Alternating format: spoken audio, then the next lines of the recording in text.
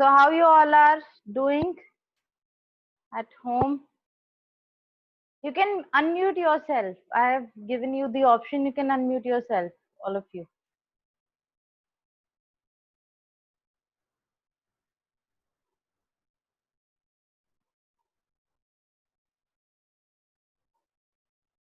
Okay, everyone. So, as you all know that we have recently completed the chapter, the Browning version. Today we are going to have a little explanation of the chapter so that you all can understand it. So, the Browning version. The chapter is basically taken from the larger play. Browning version नाम का एक play है, उसमें से एक छोटा सा part उसका यहाँ पर लिया गया है और आप लोगों के सामने प्रेजेंट किया गया है. There are three main characters of the chapter. एक है टैप्लो, who is the central character, the protagonist of the chapter. Then we have Mr. Crocker Harris, and then we have Frank. Okay. Now scene ये है कि टैप्लो एक school में पढ़ने वाला बच्चा है और क्रॉकर हैरिस और फ्रैंक ये दोनों उसके टीचर्स हैं. ठीक है. अब स्कूल का लास्ट डे है और मिस्टर क्रॉकर हैरिस ने टैप्लो को स्कूल में एक्स्ट्रा काम करने के लिए इवनिंग में बुलाया है क्योंकि उसने पीछे के अपने कुछ दिन जो है स्टडीज के वो मिस कर दिए थे because he was not well.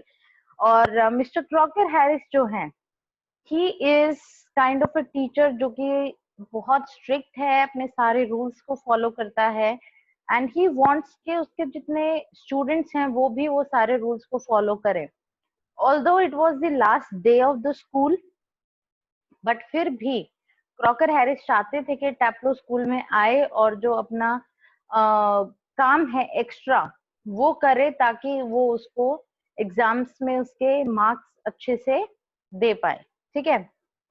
तो यहाँ पर जब शाम को क्रॉकर हैरिस ने बुलाया है टैप्लो को, टैप्लो जाता भी है और जब टैप्लो वहां पर पहुंचता है तो वो देखता है कि मिस्टर क्रॉकर हैरिस वहां पर नहीं है, बट इनफैक्ट उनके ऑफिस के वहां पर एक बहुत ही यंग से एक टीचर बैठे हुए हैं जिनका नाम है फ्रैंक. सो वहां पर फिर फ्रैंक की और टैप्लो की कन्वर्सेशन स्टार्ट होती है जहां पर टैप्लो पहले फ्रैंक पहले पूछता है कि do I know you, then Taplow answers that no sir. उनका आपस में इंट्रोडक्शन होता है और ये जो चैप्टर है बेसिकली ये उन्हीं दोनों की कन्वर्सेशन के ऊपर बेस्ड है. ठीक है. बिकॉज इन्हीं दोनों की कन्वर्सेशन में बहुत सारी चीजें निकल कर आएंगी कि मिस्टर क्रॉकर हैरिस जो है वो किस तरीके के टीचर हैं, फ्रैंक किस तरीके का टीचर है और वो एक दूसरे के बारे में क्या सोचते हैं, क्रॉकर हैरिस के बारे में क्या सोचते हैं. So the entire chapter is basically centered on the conversation that Taplo and Frank had. ठीक है. तो वो वहां पर उससे पूछते हैं टैप्लो से कि तुम यहाँ क्या कर रहे हो. तो फिर वो एक्सप्लेन करता है कि एक्चुअली मिस्टर क्रॉकर हैरिस ने मुझे यहाँ पर बुलाया है क्योंकि मैंने अपने लास्ट कुछ जो डेज हैं वो मिस कर दिए थे and he wanted me to come and fill in for those days. तो उसको वहां तो फ्रैंक उससे पूछता है कि तुम्हारा तो रिजल्ट आने वाला है कल. और जैसे कि नॉर्मली टीचर्स क्या करते हैं, जब बच्चा पेपर हो गया, टीचर ने पेपर चेक कर दिए, बच्चा अगर पर्सनली जाकर पूछता है तो टीचर बता देता है. You know, it's not that कि वो उसको एक सीक्रेट बना के रखता है. बच्चा अगर पूछता है तो टीचर बता देता है. तो यही चीज फ्रैंक पूछता है कि मिस्टर क्रॉकर हैरिस ने तो तुम्हें मार्क्स बता दिए होंगे, तो why do you need to do this extra work. तो टैप्लो बोलता है कि नहीं, मिस्टर क्रॉकर हैरिस जो हैं वो ऐसे टीचर नहीं हैं जो हमें पहले ही मार्क्स बताएंगे. He is not that kind of a person. वो पहले ही रिजल्ट नहीं बताते बाकी टीचर्स की तरह पर. तो फ्रैंक पूछता है क्यों. तो उसने बोला क्योंकि आप जानते ही हो वो कैसे हैं. तो now Frank is getting interested और फ्रैंक पूछता है कि I believe there is a rule कि जब तक हेडमास्टर रिजल्ट अनाउंस ना करे कोई टीचर नहीं बताएगा. तो टैप्लो बोलता है कि हाँ ऐसा रूल है, लेकिन मोस्ट ऑफ द टीचर्स इस रूल को बहुत ज्यादा सीरियसली नहीं लेते, but mister Crocker Harris is different and he takes all the rules very seriously. तो फ्रैंक पूछता है फिर उससे, which is your favourite subject, you know. तो टैप्लो बोलता है कि sir science is my favourite subject. तो फ्रैंक बोलता है कि अच्छा, तो तुम भी उन्हीं लोगों में से हो जिनको बोला जाता है कि यू नो जो साइंस को पसंद करते हैं वो बोरिंग होते हैं शायद। तो टैप्लो बोलता है कि नहीं, मैं सिर्फ बुक्स के अंदर जो साइंस होती है that is not the main thing. जो मेन थिंग है वो है किस तरीके से उस साइंस को एवरी डे जो हमारी लाइफ होती है उसके अंदर हम किस तरीके से इनकॉर्पोरेट कर सकते हैं। तो यहाँ पर जब आप पढ़ोगे तो यहाँ पर रेफरेंसेस भी आएंगी, उन रेफरेंसेस को यू विल सी। स्लैकर्स, यहाँ पर एक वर्ड यूज हुआ है जिसका मतलब होता है lazy students who are not motivated, लेकिन in India is totally different because it is said that people who are very hardworking are said to be taking science after 10th। और फिर यहाँ पर एक और एशलस वर्ड यूज हुआ है, जब आप चैप्टर पढ़ोगे तो आपको पता चलेगा एशलस। तो एशलस जो है वो एक एंशियंट ग्रीक ट्रेजिडियन था, मतलब एक बुक थी, बुक के अंदर एक कैरेक्टर था जिसको बोला जाता है father of tragedy. Basically he was a writer जिसने जो ट्रेजेडीज लिखने में महारत हासिल थी जिसको। एगैमेनॉन, ये भी एक वर्ड आएगा जब आप पढ़ोगे। तो he was the king of Mycenae in Greek mythology. फिर क्या होता है कि फ्रैंक जो है, अब यहाँ पर फ्रैंक और टैप्लो के बीच में जो कन्वर्सेशन है वो बहुत ही ज्यादा स्ट्रॉन्ग होती जा रही है, दोनों का एक दूसरे के अंदर इंटरेस्ट बढ़ता जा रहा है।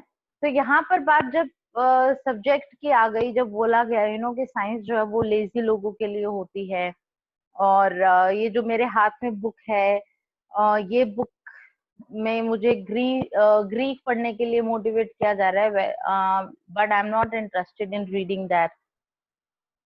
तो फिर उन दोनों की बात होती है आगे। तो फ्रैंक बोलता है कि लास्ट डे पे एक्स्ट्रा वर्क करवाने का क्या मतलब है।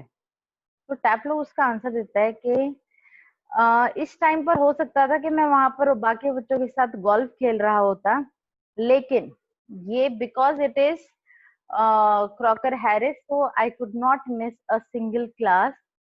तो मुझे यहाँ पर आना ही था बिकॉज जो क्रॉकर हैरिस है वो एंड मोमेंट तक आपकी जो परफॉर्मेंस है उसको जज करते हैं और फिर वो आपको मार्क्स देते हैं, ठीक है। तो यहाँ पर जो है टैप्लो और फ्रैंक के बीच में जो कन्वर्सेशन हो रही है, उस कन्वर्सेशन में कहीं ना कहीं टैप्लो है ना थोड़ा सा लूज हो जाता है और वो काफी फ्रेंडली हो जाता है, और उस फ्रेंडली नेचर के अंदर जो टैप्लो है वो कुछ निकनेम्स का भी यूज करता है जो कि क्रॉकर हैरिस के लिए बच्चे आपस में यूज करते थे, बिकॉज हर जो क्लास होती है, स्टूडेंट्स जो होते हैं वो टीचर्स का कोई ना कोई निकनेम हमेशा निकाल कर रखते ही हैं। So same was with Mr. Crocker Harris. Everybody used to call him Croc. तो यहाँ पर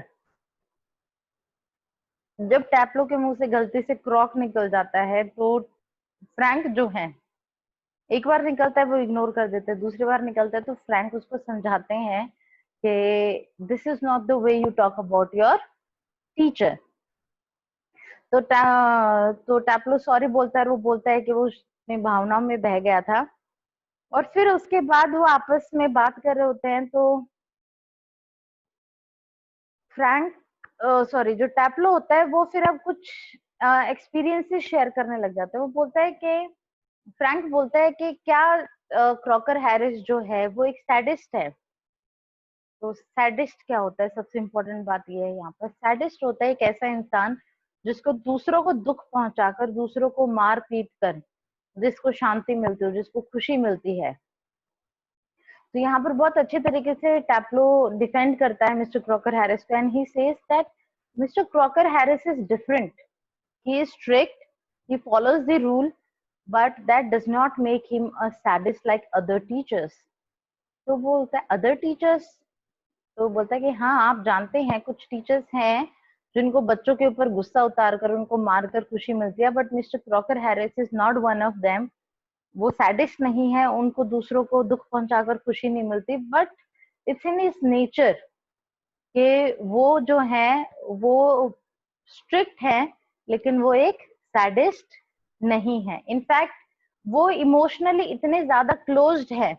और फिर वो एक एक्सपीरियंस शेयर करता है कि क्लास के अंदर जब वो पढ़ा रहे थे, पढ़ाते पढ़ाते उन्होंने एक जोक क्रैक किया और टैप्लो ने उस जोक के ऊपर मुस्कुरा दिया, ये सोचकर, हालांकि that joke was not funny, class में कोई नहीं हंसा, लेकिन टैप्लो हल्का सा मुस्कुरा दिया ये सोचकर कि शायद क्रॉकर हैरिस को अच्छा लगेगा कि उसके जोक के ऊपर कोई हंस रहा है। बट क्रॉकर हैरिस को वो भी बर्दाश्त नहीं हुआ। क्यों? Because he was a man of his rules and he knew that the joke was not funny. And यहाँ पर टैप्लो जो है वो सिर्फ उनको प्लीज करने के लिए स्माइल कर रहा था। तो उन्होंने क्या किया, टैप्लो को ही खड़ा किया एंड ही सेड के अगर तुम्हें इतना अच्छा लगा है जोक तो I don't you do one thing, आप इस जोक को एक्सप्लेन करो पूरी क्लास के सामने। And that went negative for the Taplow, क्योंकि उसको खुद को वो जोक समझ में नहीं आया था।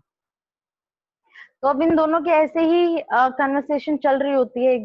तो यहाँ पर फ्रैंक जो है कहीं ना कहीं टैप्लो को मोटिवेट करता है, या फिर यूं कह सकते हैं कि वो चाहता है कि जो टैप्लो है वो मिस्टर क्रॉकर हैरिस के बारे में बोलता रहे कुछ ना कुछ। उनको basically he was trying to encourage Taplow. तो उसके बाद क्या होता है फिर कि वो जब दोनों बात कर ही रहे थे, इतने में वहां पर they were saying something about Crocker Harris, और इतने में वहां पर मिली आ जाती है। Now who is Millie? Millie is basically the wife of Crocker Harris. और वो वहां पर आती है, कहीं ना कहीं उसने सुन लिया होता है कि they were talking about Crocker Harris. तो फ्रैंक जो है वो वहां से निकल लेता है, साइड में जाकर बैठ जाता है। And then Taplow and Millie have a conversation. तो टैप्लो मिली को एक्सप्लेन करता है that mister Crocker Harris asked him to come here to do the extra work because he had missed some classes earlier. तो what she says के वो बोलते हैं कि वो तो अभी नहीं आने वाला है, तो इट्स बेटर यू कैन गो। तो टैप्लो बोलता है कि नहीं, what if I go and he comes, और फिर उनको पता चलेगा मैं नहीं आया तो वो और ज्यादा गुस्सा हो जाएंगे। So what she does is, वो बोलते हैं कि अच्छा ठीक है, डू वन थिंग, मैं तुम्हें एक प्रिस्क्रिप्शन बिल देती हूँ, तुम उन्हीं के काम से चले जाओ। और तुम जब तक जाओगे और आओगे, अगर वो आ जाते तो ठीक है, अदरवाइज मैं उनको बोल दूंगी तुम आए थे। तो वो उसको एक प्रिस्क्रिप्शन बिल देती हैं और बोलते हैं कि तुम जाकर ये दवाई मिस्टर क्रॉकर हैरिस के लिए ले आओ, और then you can go out and play, क्योंकि अभी भी तुम बाहर जाकर गोल्फ खेल सकते हो। सो बेसिकली लास्ट डे पर भी मिस्टर क्रॉकर हैरिस वहां पर नहीं आए, but the kind of teacher he was, वो बच्चों के ऊपर इतना ज्यादा इम्पैक्टफुल था that even on the last day Taplow को वहां पर आना पड़ा। एंड वहां पर आने के बाद ही वॉज सो लॉयल कि उसने वेट करना जरूरी समझा, even after Millie had given her permission to go. I hope you all were able to understand the chapter. It is easy, play की तरीके से है ये। एक बार आप इसको पढ़ोगे तो यू विल अंडरस्टैंड दैट जो चैप्टर है वो बहुत ज्यादा मुश्किल नहीं है। I have given you the summary, I have given you the explanation of the chapter, and once you will read it, you will understand the chapter very well. Okay. So if you have any doubt, you can ask me, and otherwise I will be sending this video in the group. और so basically यहाँ पर 3 main characters हैं, but अगर हम मिली को भी include करें तो मिली को इंक्लूड करके we have 4 main characters. I've sent you the introduction, I've sent you the question answers as well. तो ये करने के बाद भी if you find that there is anything जो आपको problematic लगता है तो you can call me or you can text me. अब यहाँ पर कुछ चीजें हैं जो इसी चैप्टर के बारे में जो मैं चाहती हूँ आपसे डिस्कस करना। कुछ बेसिकली डिफिकल्ट वर्ड्स आप बोल सकते हो कि वो इस चैप्टर के हैं जिनको डिस्कस करना इम्पोर्टेंट है। ठीक है, देखो एक वर्ड आप जो पढ़ोगे तो उसके अंदर आएगा एनवी, ENVY। एनवी का मतलब होता है जेलसी, किसी से जलन महसूस करना, ठीक है। पार्डन एक और वर्ड आएगा, पार्डन का मतलब होता है किसी को माफी देना या फिर सॉरी, नो, जब आप किसी की बात नहीं सुन पाते हैं या फिर आप किसी कोई गलती करते हैं तो यू यूजुअली से सॉरी। तो basically pardon is the synonym of sorry, okay. एक यहाँ पर वर्ड आएगा चैप, CHAP।